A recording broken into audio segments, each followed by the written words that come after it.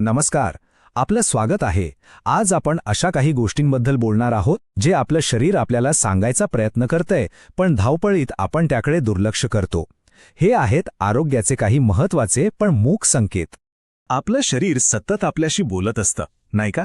पण या आजच्या धावपळीच्या आयुष्यात आपल्याला ते ऐकायला वेळच कुठे मिळतो? आणि मग काय होतं? हेच छोटे छोटे इशारे दुर्लक्षित होतात आणि नंतर मोठ्या आरोग्य समस्यांचं कारण बनतात. म्हणूनच आपलं शरीर काय सांगतंय हे ऐकणं खूप खूप महत्त्वाचं आहे. तर मग सुरुवात करूया. बघूया की ही जी आपली आधुनिक धावपळीची जीवनशैली आहे ती आपल्या आरोग्यावर नकळतपणे कसा आणि किती परिणाम करते. तुम्हीच विचार करा, धावपळ वाढली आहे, कामाचा ताण तर विचारायलाच नको. खाण्यापिण्याच्या सवयी पूर्णपणे बदलल्या आहेत आणि या सगळ्यात स्वतःच्या आरोग्याकडे लक्ष द्यायला वेळच मिळत नाहीये. मग होतं काय? शरीर जे सिग्नल देतंय ते आपल्यापर्यंत पोहोचतच नाहीत आणि याच गोष्टीचा फायदा घेऊन वेगवेगळे आजार आपल्या शरीरात घर करायला लागतात. आणि असाच एक गंभीर परिणाम जो खूप वेगाने वाढतोय तो म्हणजे हाय ब्लड प्रेशर किंवा उच्च रक्तदाब. विशेषतः महिलांमध्ये तर ही एक मोठी आणि सायलेंट म्हणजे मूक समस्या बनून समोर येत आहे. या समस्येबद्दल एक गोष्ट लक्षात घेतली पाहिजे की ती खूप शांतपणे वाढते. म्हणजे सुरुवातीला काही मोठी लक्षणं दिसत नाहीत, पण तरीही आपलं शरीर आपल्याला काही ना काही स्पष्ट संकेत, काही इशारे नक्कीच देत असतं. आपल्याला फक्त ते ओळखता आले पाहिजेत. बरोबर. तर मग मुद्दा हाच आहे की धोक्याची घंटा वाजण्याआधीच आपल्याला हे संकेत ओळखता आले पाहिजेत. चला तर मग अशाच 4 मुख्य लक्षणांबद्दल आपण जाणून घेऊया. तर ही 4 लक्षणं आहेत: सतत डोकं दुखणं, चक्कर येणं, डोळे लाल होणं आणि नाकातून रक्त येणं.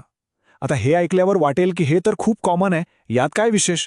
पण थांबा, यांचा उच्च रक्तदाबाशी थेट संबंध असू शकतो. कसा? चला एक एक करून समजून घेऊ. ओके, तर पहिलं लक्षण आहे सतत डोकेदुखी.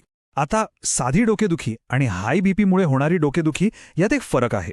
जर डोकं सतत दुखत असेल, खूप जास्त दुखत असेल आणि कधीकधी त्यासोबत मळमळ किंवा उलट्यांसारखं वाटत असेल, तर हे खूप महत्त्वाचं लक्षण असू शकतं.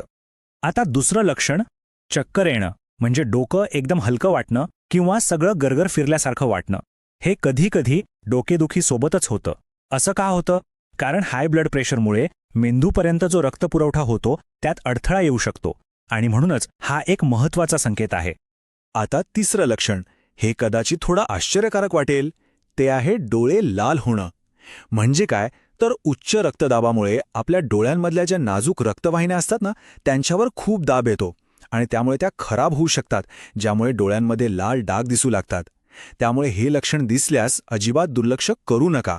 आणि चौथं लक्षण नाकातून अचानक रक्त येणं. जसं डोळ्यांच्या बाबतीत होतं ना, अगदी तसंच हाय बीपीमुळे नाकाच्या आतल्या रक्तवाहिन्यांवर ताण येतो आणि त्या फुटू शकतात.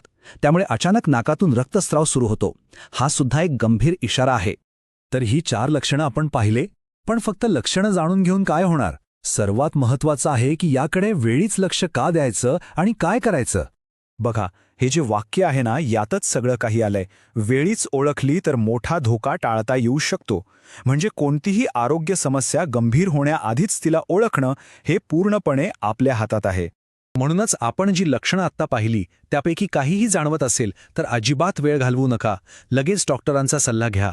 कारण लवकर निदान आणि योग्य सल्ला हेच आपलं आरोग्य चांगलं ठेवण्यासाठी सर्वात महत्त्वाचं आहे.